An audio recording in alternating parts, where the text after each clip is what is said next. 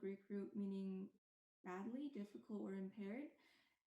Calculare in Latin means to count, compute, or reckon with stones. So, based on its etymology, it means literally to be bad at counting, which describes a very large portion of what dyscalculia is. Under formal classification, using the Diagnostic and Statistical Manual for Mental Disorders, which is also called DSM, it is classified as a specific learning disorder with impairments in mathematics, specifically affecting number sense, memorization of arithmetic facts, accurate or fluid calculation, and accurate mathematical reasoning. And an important distinction to make here is that specific learning disorders are referred to by professionals as impairments in the brain, while specific learning disabilities are referring specifically to the three main learning disabilities: dyslexia, dyscalculia, and dysgraphia. And some people might ask, what is number sense? So number sense is the numerical magnitude of numbers and being able to understand magnitudes. And a short example is if you were to look at the bottom of this text box, there is a line of purple dots. Somebody with dyscalculia or other diverse disorders might take significantly longer than a neurotypical individual, and research shows that for people with dyscalculia, they would take around 3 or more seconds to accurately identify that there are 5 dots on this line, while I'm sure a lot of you in the audience will take much less than that. And why is it important to address the fact that almost nobody knows about this disorder?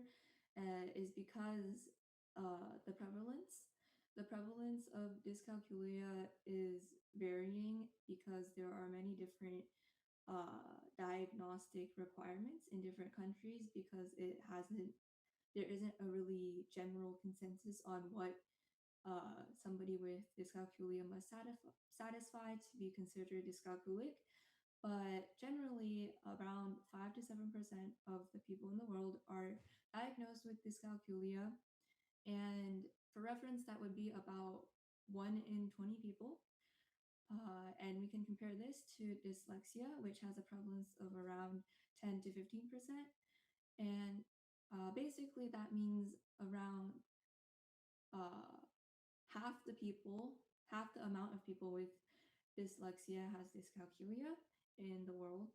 But a disparity we see is in research in federal and private funding, where dyscalculia receives around 1/10 the amount of funding as dyslexia, which compared to the fact that dyslexia has about twice the amount of people getting affected, that doesn't seem very fair.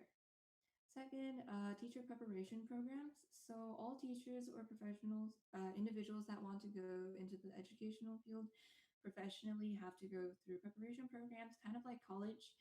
And people that are going through the preparation programs are typically required to go through 2 to 3 courses, which is about 85 instructional hours for math content and pedagogy, while they are required to go through around 4 to 6 preparation programs for specifically phonetics and comprehension, which is usually more than 180 instructional hours.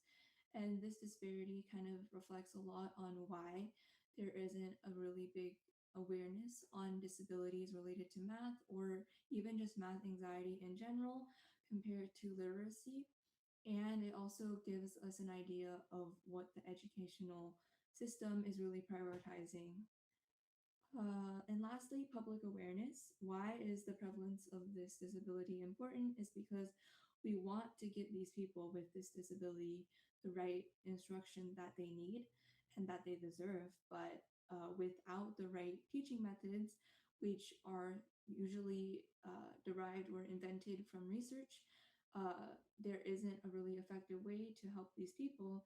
And how you get research and research results is through people willing to conduct research, and people willing to conduct research usually require a lot of funding, and funding comes from public. And why would the public donate to research in dyscalculia is through awareness. So that's why public awareness is so important, and that's why we need to raise awareness on dyscalculia and other neurodiversity conditions that affect learning. Second, I want to talk about the neurobiology of dyscalculia. So many people often see people that are not diagnosed with dyscalculia, and they would say, oh, this person is bad at math because they don't spend the effort, they're not trying, they're not listening during class. But in reality, that's not really the case. There is scientific evidence through neuroimaging that there are physical differences in the brain that affects people with dyscalculia. Specifically, there is differences in the intraparietal sulcus, also known as the IPS. The intraparietal sulcus is located in the parietal lobe, and it separates the superior and inferior parietal lobe. And it is the primary brain structure that is responsible for non-symbolic magnitude comparison. So that would be like looking at two piles of dots and then saying which pile has more dots. And in the IPS, functional MRIs reveal that there is reduced gray matter density in people with dyscalculia, which shows that there is physical evidence that dyscalculia is a real disability, and it requires the awareness and accommodation that physical disabilities also receive. There also shows atypical activation in different parts of the brain. So, like parts of the brain that aren't usually activated in neurotypical people are activated in dyscalculic individuals when performing mathematical tasks, and this leads to reduced efficiency. While there's increased activation in parts of the brain that are usually used as compensation, while there's reduced activation in parts of the brain that are usually activated in neurotypical individuals when solving tasks related to number processing. And along with the physical differences, there are some differences outside of number sense that are affected. And one of them is subsitizing. And when you have a deficit in subsitizing, you aren't able to recognize the amount of objects in a small group when you see it without counting. So for example, in the first slide, I showed you a line of purple dots, and for people that have dyscalculia, that have subsitizing deficits, they might have to count one by one how many dots there are. But for somebody with that is neurotypical, they would just be able to look at it and immediately tell that there are 5 dots. Second is working memory impairments. So working memory is a brain system that lets you hold a small amount of information for a short amount of time, which is basically like RAM. And it affects how you view the world, because a lot of hidden procedures are in your brain when you are going through life. And one example is visual spatial working memory, which is mentally tracking alignment and geometric orientation when you are moving throughout the world. So for example, when you are driving and you see a car next to you and you want to merge into a lane, you are able to see how fast this car is going, and you're able to compare it to how fast you are going, and then you can know when can I switch lanes. But for somebody with impairments in visual spatial working memory, they would not be able to remember like specific speeds, and then they would struggle to merge into lanes because of that. Another one would be verbal working memory, and that would be holding words in your brain while doing another task. So, for example, if you want to log into an account for some program and you need a verification code, then you would have to go to a different platform, get the code, go back and input it. And when you are in the process of getting the code and then going back to that platform, you have to verbally remember the words in your brain. But for people with impaired working memory, that would make remembering verification codes a struggle. And that leads to impacts in math. So in math, one very obvious example would be through multi-step problems. In multi-step problems, you have to remember the steps you did before and apply the results you got from the results before into your future steps. But for people with impaired working memory, they would struggle with that. They would also struggle with remembering irrelevant information and word problems. So word problems has a lot of random details that are scattered throughout just to make the storyline of a word problem more memorable and more like it makes it make more sense. And many people would memorize irrelevant information, for example the names of people or like where punctuation is located, rather than the numerical information you need to remember and the nouns tied to that. In addition, they would often struggle with switching between addition and multiplication or other operations when performing steps within a problem. So, for example, when you have a two variable equation and you want to solve it, they might struggle to remember the value of one variable while trying to solve the value of another because you're switching between addition, multiplication, subtraction, and division. And that is impairment in cognitive flexibility. And lastly, in this section, I want to cover overlap.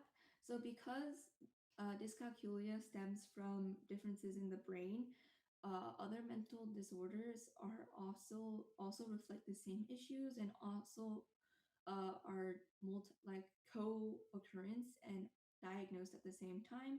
So for example, dyslexia is one of the most common co-occurring disabilities with dyscalculia, meaning that around 50% of people with dyslexia are also diagnosed with dyscalculia. And this is an important fact to remember because if you ever are diagnosed with dyslexia, you should ask a specialist to ask them what are the chances that you have dyscalculia and see if you can get a diagnosis for that as well so you can receive the proper specialized instruction. Second is ADHD. So that is kind of tied into dyscalculia's deficit in working memory, is that if you don't remember a lot of things, you get a lot of attention deficit while working through things. And so around 25% of individuals diagnosed with dyscalculia show co-occurring ADHD, and about 30% of individuals diagnosed with ADHD experience co-occurring dyscalculia. And so understanding this overlap is critical to recognizing dyscalculia as a disorder and normalizing it in the educational and also personal world. And lastly is developmental coordination. So spatial dyspraxia, which is also referred to as visual spatial or constructional dyspraxia, is a brain-based difference that affects how a person understands distance, space, and their own body in the world. So that impacts coordination, movement planning, and judgment of sizes and shapes. And so how this works is when you're standing in a room, you are able to locate objects that are also in the room, and you're able to estimate about how far away it is, but without the ability to uh, truly understand larger and smaller, you aren't able to understand farther away and closer to you, and that affects coordination and affects how you perceive the world, which is why people with dyscalculia struggle to get their driver's license, because being able to drive, you require to be able to estimate distances and speeds and how far away from you other cars are. And without that ability, it can be potentially dangerous to drive and also to go through about other things such as piloting and swimming even. And third, I want to talk about some age-based indicators. So dyscalculia reveals itself in many different ways throughout uh, your life.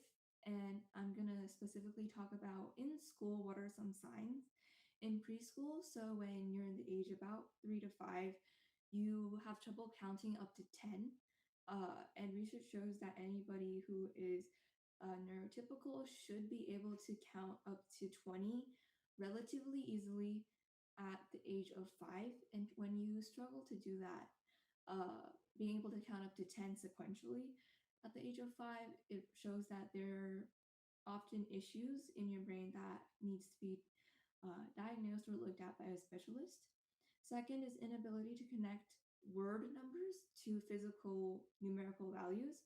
So that an example of that is being able to look at three uh, toys on the ground and being able to say there are three toys on the ground. Because if somebody with dyscalculia were to look at three objects on the ground, they might not be able to link the numerical value three to the word three, so they might mess it up with four or five, and they might be able to say, oh, there are four objects on the ground when there's really three. They also struggle to understand time words like yesterday or tomorrow, because in order to understand the meaning of tomorrow, you need to somehow can abstractly understand that tomorrow is greater than today and yesterday is less than today.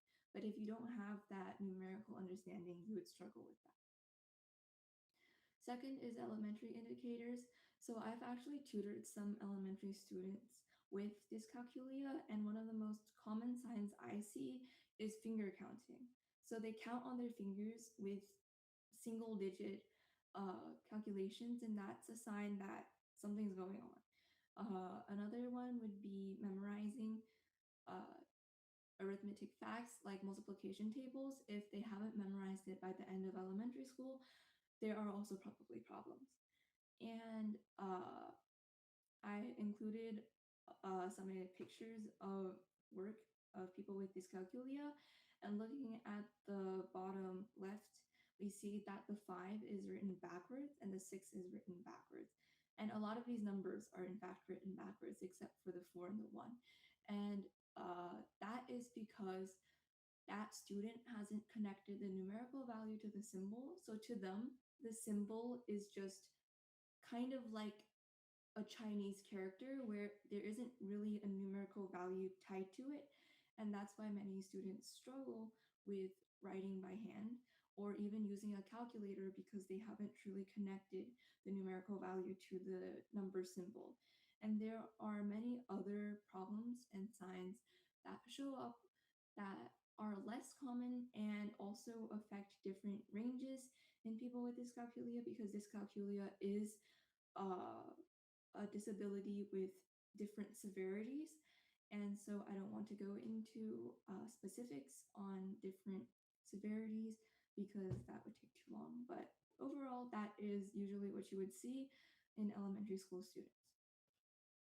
In middle school, problems become kind of more evident, especially to parents and teachers, because they are starting to learn more advanced mathematical ideas such as fractions and decimals. So when I tried teaching ratios to a student, they would often struggle to understand it doesn't matter whether the numerator of two values is larger, the entire fraction contains the value, and many people with dyscalculia would struggle to do that.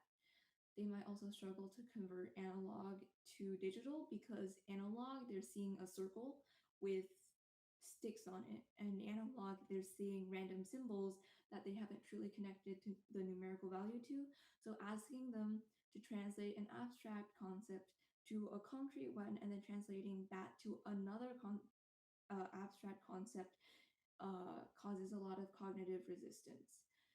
And second, word problems, again, is a very big problem, but they would also struggle to translate it to equations, because taking a situation and translating it to a mathematical expression causes a lot of uh, mental load, and can often cause people with dyscalculia to develop anxiety towards mathematics, and also potentially get parent pressure or bullied by peers because of their lack of ability.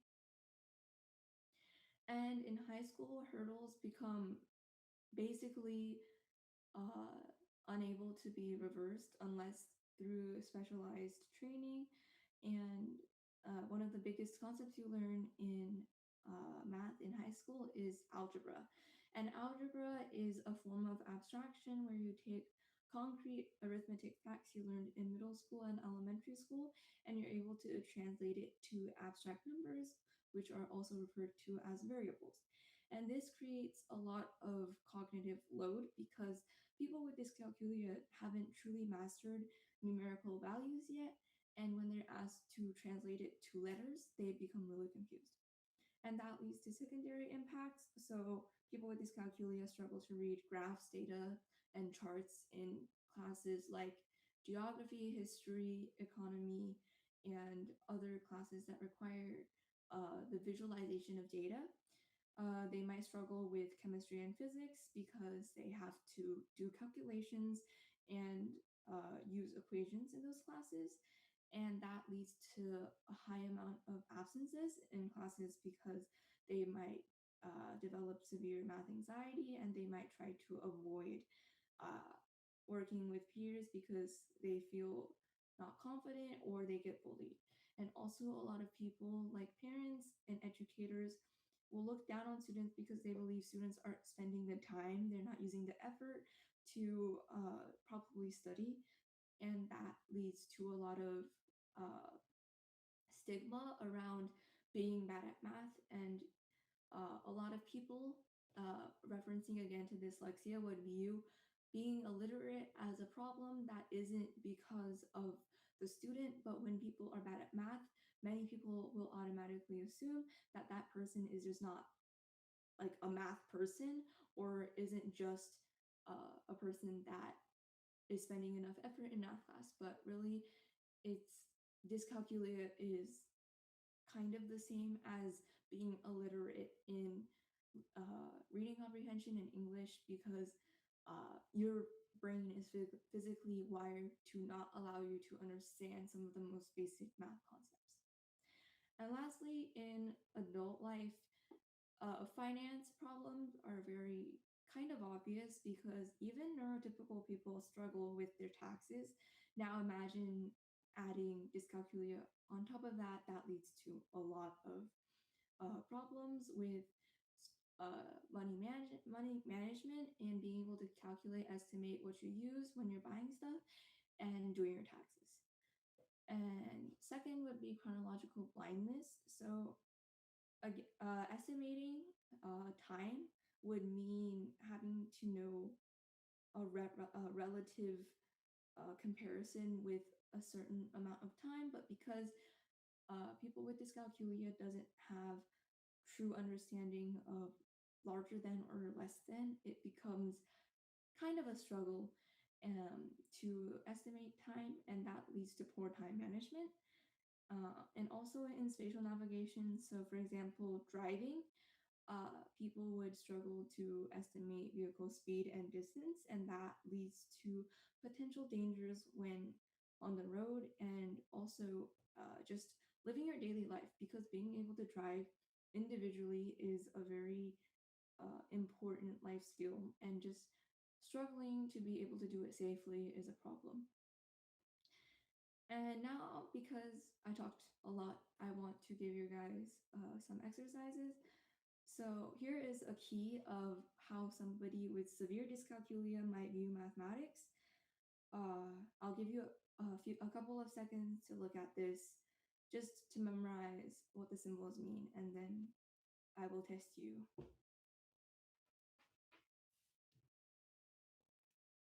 You guys can type a 1 in the chat if you guys think you're ready.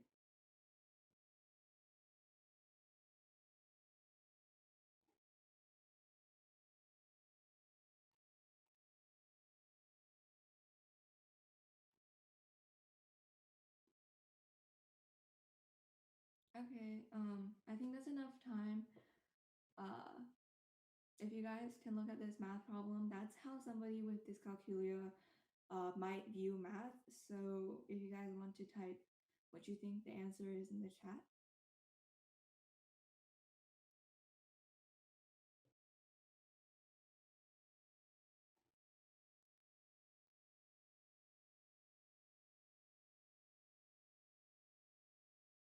Um,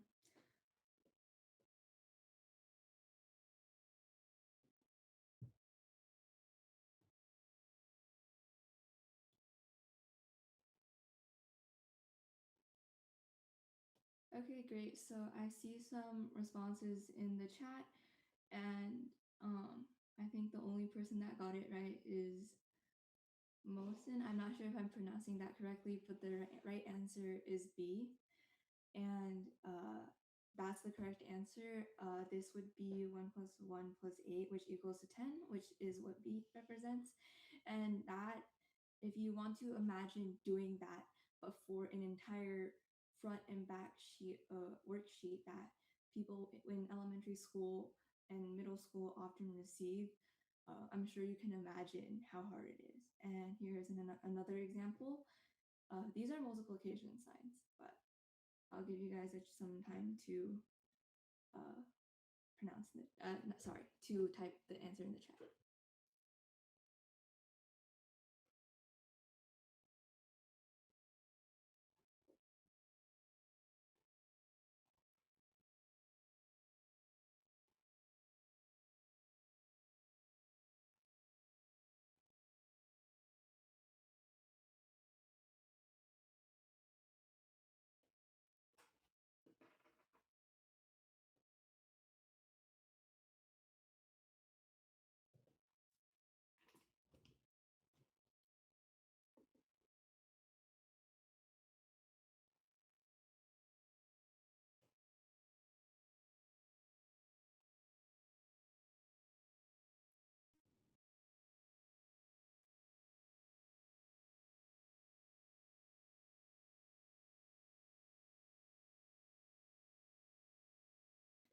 Yes, Mosin got it right again. I mean, I think if you get it right, I think you don't have the condition, but it's just I wanted to show you guys an example of how somebody with dyscalculia would view the problem, but I don't think you have the problem, Mosin. But yes, the correct answer is D. And I would say that a significant jump that I've seen in people with dyscalculia is going from addition to multiplication is really hard because, as you can see in the past problem, it's kind of easier to be able to do addition because it's, especially for people with dyscalculia, being able to add objects is more intuitive than being able to multiply because multiply is kind of an abstract concept. And just when students transition from addition to multiplication, especially in elementary schools that I've seen and I've tutored students at, they like give you really long worksheets of like 60 problems or giant packets that ask you to just do like a bunch of multiplication problems, and that's not effective for students with dyscalculia, and that can lead to a lot of cognitive strain, and also it leads to a lot of frustration, especially when you're seeing your peers performing better than you and finishing the packet in record time compared to what you're doing. So this is an example of how somebody with severe dyscalculia might view the world. Of course, if you get specialized training, it might become easier. And something else I wanted to say is, if you remember before, I showed you some pictures of work that people with dyscalculia have shown, and you see a lot of the times the numbers are written backwards. It's because they haven't linked the numerical value to the number, they kind of have to like trace out a drawing of the symbol. It's not just the number itself, but rather kind of an image. So imagine if you were doing this problem, you would have to draw the emojis. Would you struggle? Would you take more time? Just a thought, food for thought. And lastly, I want to talk about what you can do. So, like I said, teacher preparation programs are not very good, especially in the United States, for identifying math disorders and identifying students that are struggling, and especially in the STEM side, because I feel like elementary schools are definitely more invested in being able to teach students how to read and how to write. So, looking at the statistics on the screen, we need to advocate for more teacher preparation in a subject that is universal compared to a subject that is only present in a couple of English speaking countries. While yes, reading comprehension and being able to write is important, English is not the universal language, but math is the universal language for numbers. And so being able to recognize the children that struggle, that are going to be severely impacted in the future, both in finance and just living their personal life, uh, advocating for teacher preparation is an important part. And how we can advocate for it is looking at countries that do have high performing models that identify students with math problems and would try to fix it early.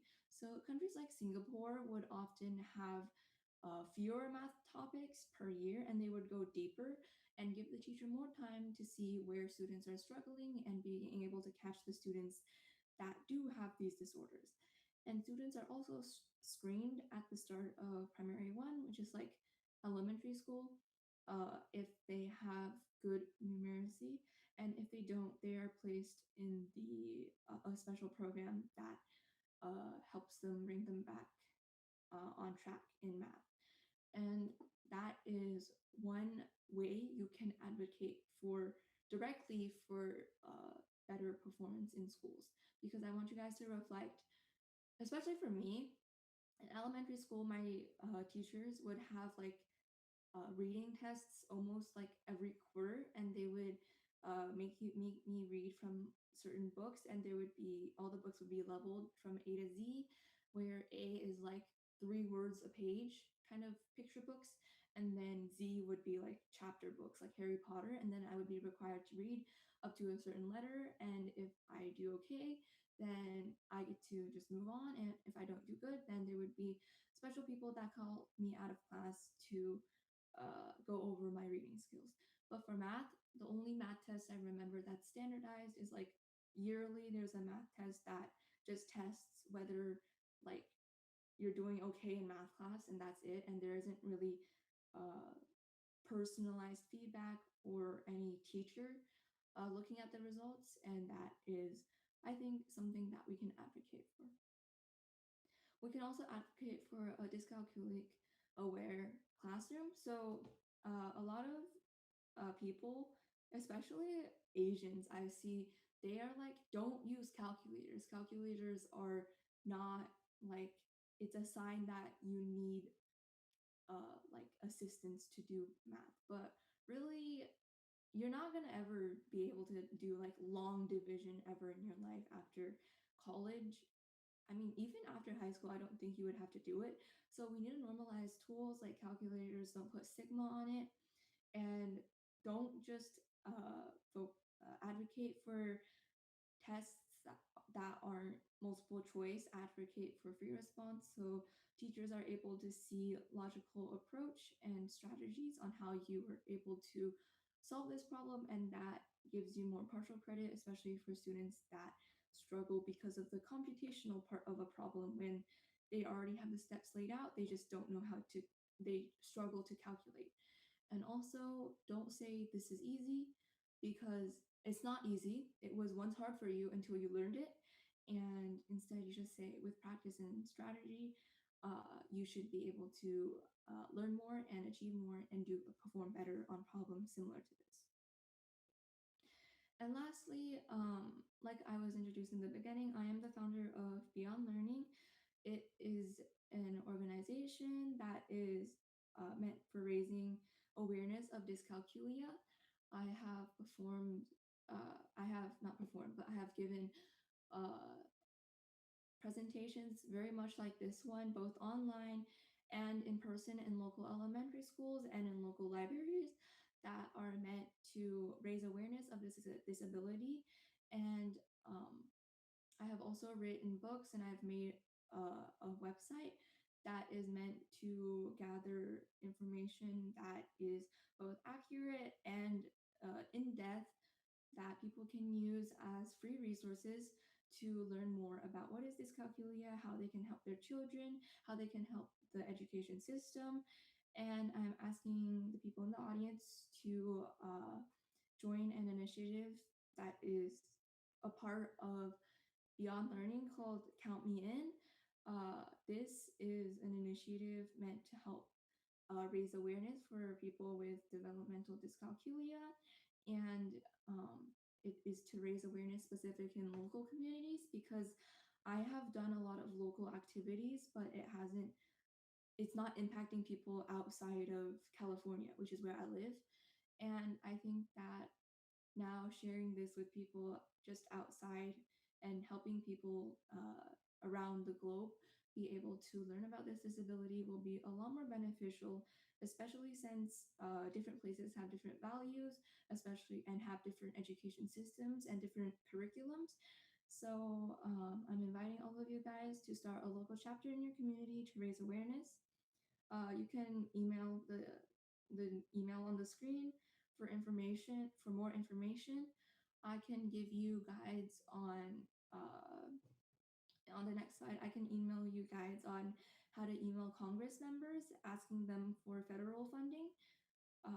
Just so you know, federal funding is given to dyslexia research and not so much for dyscalculia research. So you should email Congress members, and that gives more impact. You can also create and spread infographics and flyers on what this disability is, put it in local parks, put it in libraries, put it in places where children go, and parents accompany them so that when they're waiting for their children to do whatever, whether it's playing a game, getting their ears pierced, that parents can read about this and identify if their children or children in their lives have this disability, because a lot of parents aren't aware of it and therefore assume that their children are really just not a math person when really they just need targeted help to be just as successful as others. You can create a club at school, or you can also host local workshops at schools and libraries. You can email my organization email for more information. And that is about it for my presentation. If you guys have any questions, you can ask me directly or type it in the chat.